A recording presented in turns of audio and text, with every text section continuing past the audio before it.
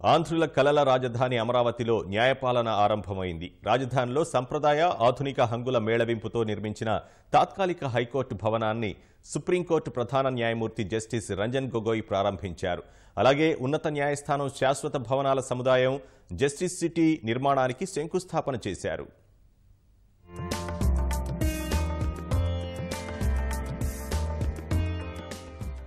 రాష్ట్రంలో న్యాయపాలనకు నాంది పలుకుతూ రాజధాని అమరావతిలో తాత్కాలిక హైకోర్టు భవనం ప్రారంభోత్సవం వైభవంగా జరిగింది. సుప్రీంకోర్టు ప్రధాన న్యాయమూర్తి జస్టిస్ రంజన్ గొగోయ్ చేతుల మీదుగా తాత్కాలిక హైకోర్టు భవనం ప్రారంభమైంది.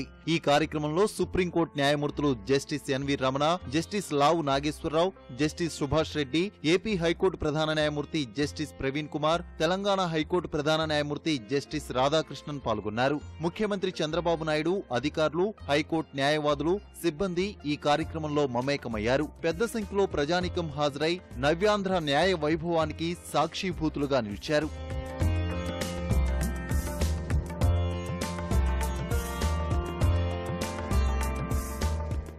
జాతి ఘనతను చాటేలా హైకోర్టు భవనం ముందు టీవీగా ఏర్పాటు చేసిన 100 అడుగుల జాతీయ జెండాను సీజేఐ జస్టిస్ రంజన్ గొగోయ్ ఆవిష్కరించారు. మువ్వన్నెల పతాకానికి వందనం సమర్పించారు. అనంతరం భవనం లోపల కోర్టు హాళ్లను పరిశీలించారు. ప్రతి గదిని చూస్తూ అక్కడి సౌకర్యాల గురించి ఆరా తీశారు. న్యాయమూర్తులు, సీఎం, ఉన్నతాధికారులు వెంట ఉన్నారు.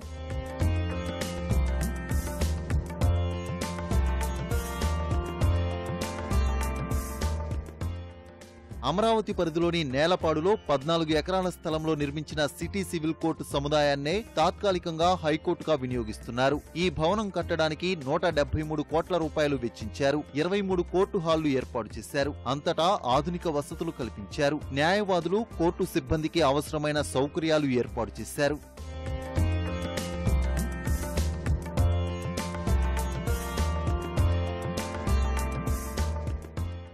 అంతకుముందు శాశ్వత హైకోర్టు సముదాయం జస్టిస్ సిటీ నిర్మాణానికి జస్టిస్ రంజన్ గొగోయ్ శంకుస్థాపన చేశారు. పూజా కార్యక్రమాల్లో పాల్గొన్నారు. అక్కడ ఏర్పాటు చేసిన శిలాఫలకం ఆవిష్కరించారు. న్యాయనగరి విశేషాలతో కూడిన గ్యాలరీని అతిథులందరితో కలిసి వీక్షించారు. హైకోర్టు భవన నిర్మాణంపై వీడియో ప్రెజెంటేషన్ను ఆసక్తిగా చూశారు.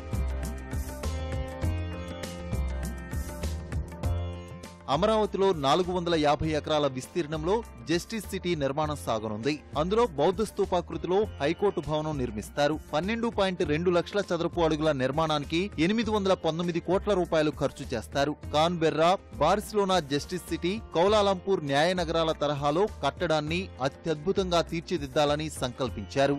న్యాయ నగరిలో న్యాయ వ్యవస్థ, ఆర్బిట్రేషన్, మీడియేషన్ కేంద్రాలు, న్యాయ విద్య, ప్రైవేటు న్యాయ సంస్థలకు ప్రాధాన్యం ఇవ్వనున్నారు.